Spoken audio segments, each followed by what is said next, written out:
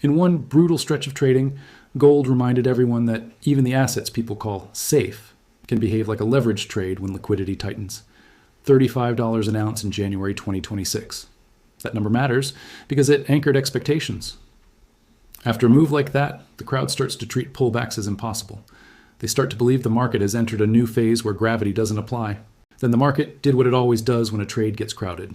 It tested the weakest assumption. A widely circulated market recap described spot gold tumbling as much as 10% intraday before partially retracing. Whether the exact low was on your screen or you heard it through the noise of commentary, the signature was unmistakable. A move that fast is not primarily about opinion. It's about mechanics. It's about who was forced to sell, who was able to buy, and which collateral the system demanded in the moment. And the reason this episode matters is that it arrived alongside the return of euro weakness and the reappearance of dollar strength, a combination that has a long history of stress testing gold bulls. The uncomfortable truth is that institutions rarely experience these moments as surprises. They may not know the precise tick, but they know the pressure points. They track where positions are concentrated, where funding is tight, and where a single policy decision can flip the tone. Most people experience the move first, and only later receive the story that explains it. By the time the headlines feel clear, the price has already enforced its own lesson. Here's the part no one is discussing enough. The biggest moves in gold are often not driven by people suddenly changing their beliefs about money. They are driven by the dollar. When the dollar strengthens quickly, it pulls liquidity toward itself like gravity. It forces the rest of the system to adjust. And when the system adjusts, it sells what it can sell, not what it wants to sell. Gold is liquid. Gold trades around the clock in global venues. Gold is used as collateral. So gold becomes the thing that can be turned into cash when the market demands cash. What I'm about to lay out reframes the whole episode. The surface story says Europe is stabilizing and inflation is cooling, so the euro should be fine and gold should be comfortable. But the data shows something else entirely. Euro optimism became crowded, dollar resilience became underestimated, and gold bulls ended up standing on a trap door built from leverage and liquidity. Welcome to Macro Lens, where we decode what matters before it becomes a headline. The goal here is simple. Connect currencies, rates, and commodities into one clear map, so price moves feel less like chaos and more like structure. If you enjoy calm breakdowns that focus on the numbers, consider subscribing the way you'd keep listening to that wise elder who explains what everyone else is missing. And drop a comment with where you're watching from, because markets don't feel the same in every currency. Now, let's reconstruct the chain of events, but with the kind of detail that actually explains why this happened. 0%. It was the fifth straight hold. It sounds boring, and in a normal week it might have been, but in markets, boring decisions are dangerous when positioning is confident. A hold is not just a rate level. It's a statement about the path. It's a statement about whether policy is likely to ease soon, stay restrictive, or surprise in either direction. The immediate narrative around that decision was stability. Yet the euro did not behave like a currency receiving a fresh vote of confidence. Instead, the euro's tone softened. It wasn't a dramatic crash at first. It was that subtle kind of weakness that looks harmless until it isn't. The kind of weakness that tells you buyers are less aggressive, rallies are getting sold sooner, and the market is starting to question what it previously assumed. At the same time, the dollar refused to fade. 435. No single index print tells you the future. But the message of a dollar that keeps finding demand is clear. Global conditions are not loosening as much as people think. A firm dollar is a tightening force because so much global debt, trade, and funding is denominated in dollars. When that currency strengthens, it raises the effective cost of servicing dollar liabilities for anyone earning in another currency. It also tends to stress carry trades and leveraged allocations that were built on the expectation of stable funding. To see why that matters, compare the move to normal behavior. In a quiet environment, gold can drift a few tenths of a percent in a session and nobody notices. Even a big day might be 1%. A 5% day is memorable. A move that approaches 10% intraday is the kind of day that changes portfolios, triggers internal risk meetings, and forces dealers to widen spreads because they don't want to be the ones holding inventory while the floor drops. That's why this episode felt different. And the currency shift amplified the shock. When the euro softens, the dollar doesn't just rise on a chart, it tightens the financial conditions under the surface. Dollar funding costs can creep higher, hedges become more expensive, and global investors who run balanced books must adjust. Even if nobody changes their long-term view on gold, the short-term calculus changes. A commodity priced in dollars becomes harder to sustain at the margin when the funding currency is strengthening. At the same time, option markets can turn a decline into a cascade. When prices hover near widely watched strikes, the hedging activity of dealers can accelerate moves. A drop can force dealers to sell futures to stay hedged. which pushes price lower, which forces more hedging. It's not a conspiracy, it's a feedback loop. The moment the loop starts, the market can travel farther than fundamentals would justify, simply because the mechanics demand it. That's why the euro positioning number is so important. If the outcome disappoints, the unwind is not gentle. It's crowded, and crowded unwinds tend to export volatility into everything connected to global risk, including gold. That export is how a currency wobble becomes a shock overnight. This is where the contradiction emerges.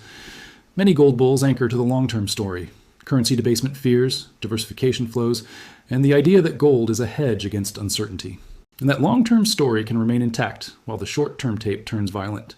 Because the short-term tape is not about the long-term thesis. It is about liquidity. Now add the clearest signal that the euro trade had become crowded, 1,000 previously. That jump is not a footnote. It's a sign that speculative money had piled into a stronger euro narrative.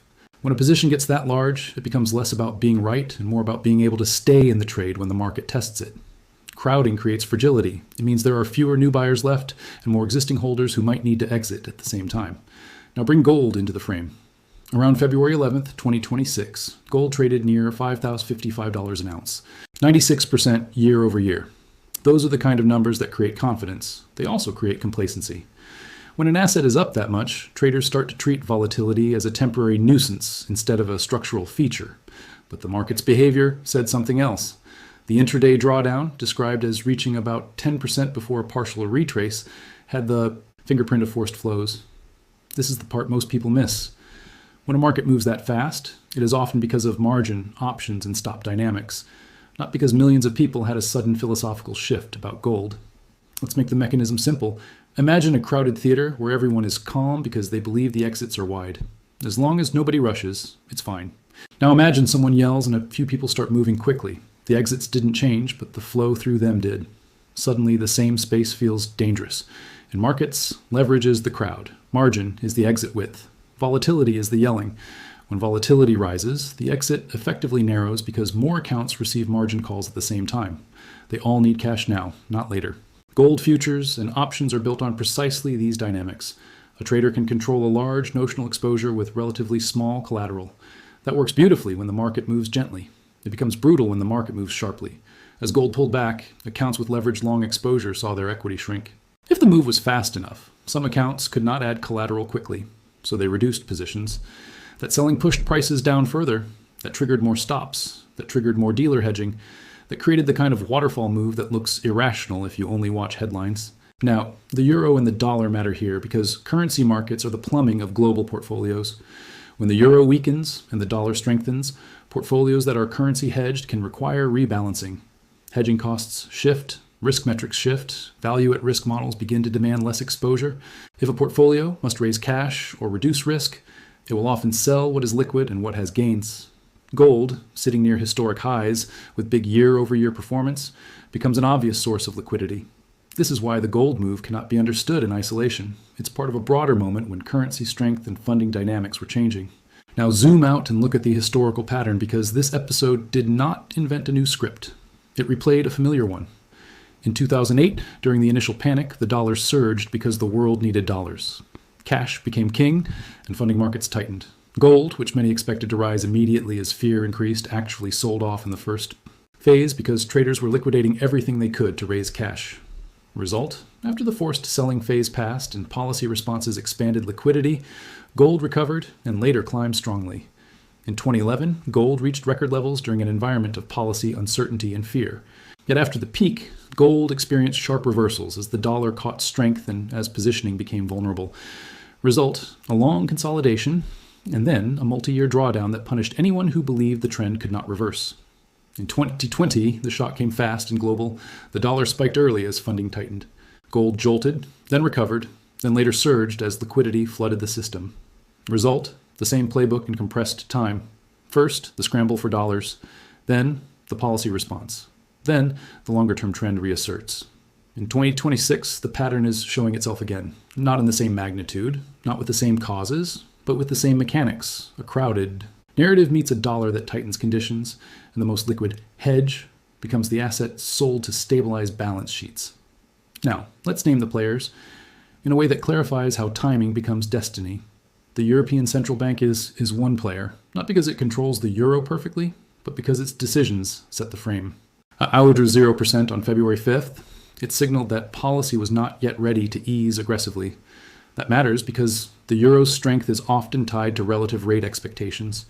If investors were positioned for a more supportive shift later, any hint that the shift might be delayed can weaken the euro at the margin. The US dollar system is another player, and it is bigger than any single decision. The dollar strengthens when global investors seek safety, when funding becomes scarcer, or when relative growth and yields favor the United States. It can also strengthen simply because too many people were positioned for it to weaken. The dollar doesn't need a fresh catalyst every day. It only needs the world to feel a bit less certain. Then there are the institutions that operate at the intersection of these forces. Global banks, asset managers, and commodity trading firms that manage exposure across currencies and commodities. They may hold gold for diversification, but they also manage risk limits. When volatility jumps, those risk limits force action. Risk managers don't argue with the market. They reduce exposure.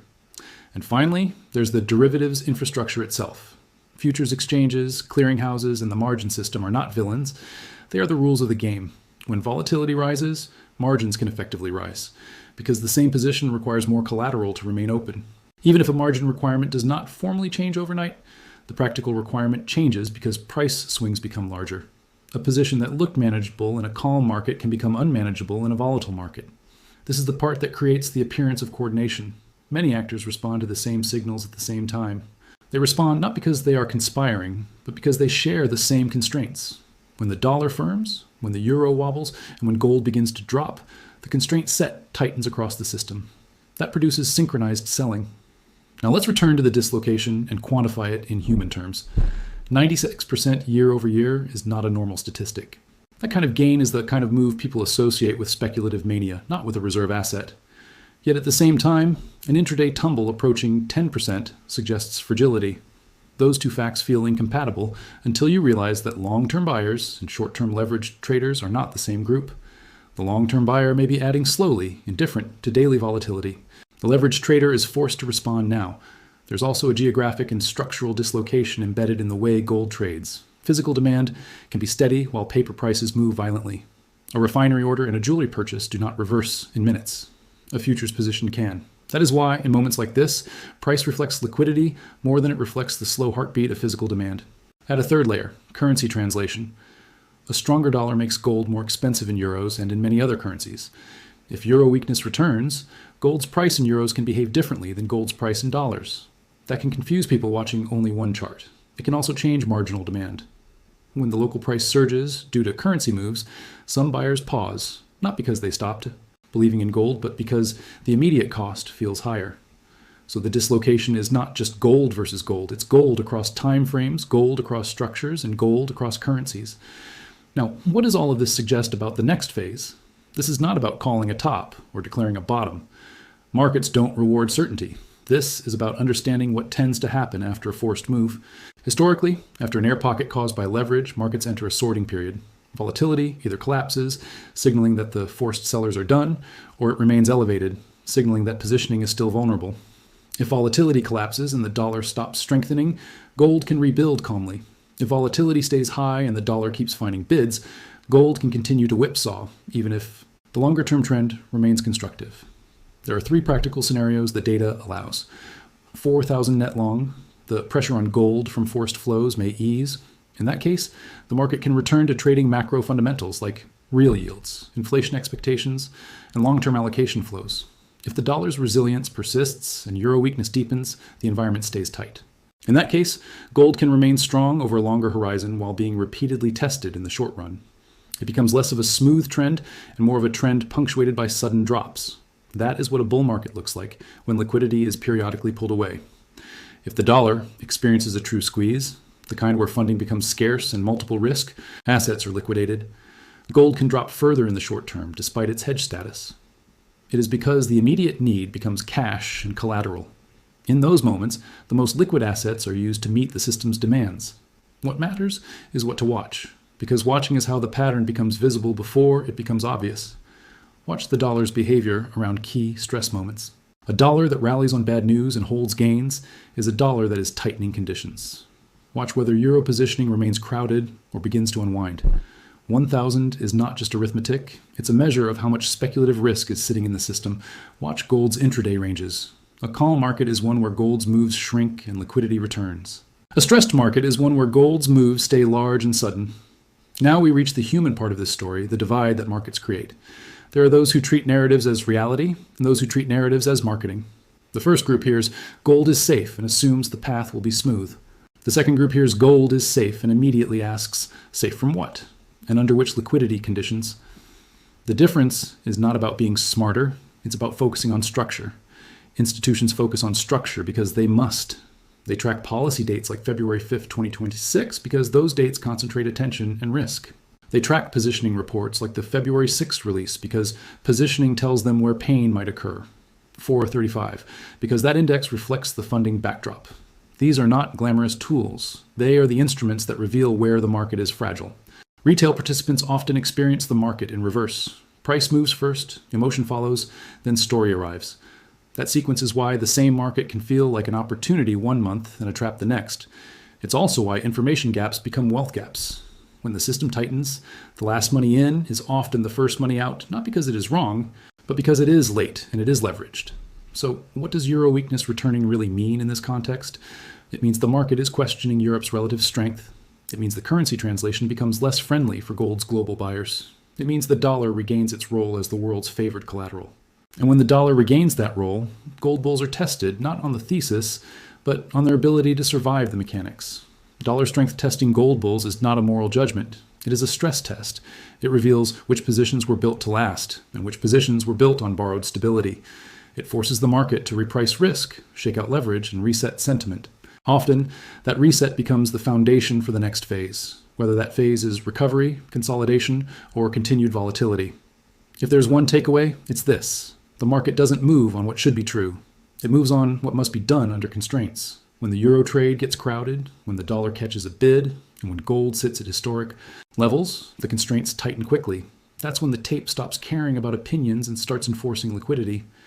This is Macro Lens, where we decode what matters before it becomes a headline. If this episode connected dots that felt separate before, you already know the value of seeing structure instead of noise.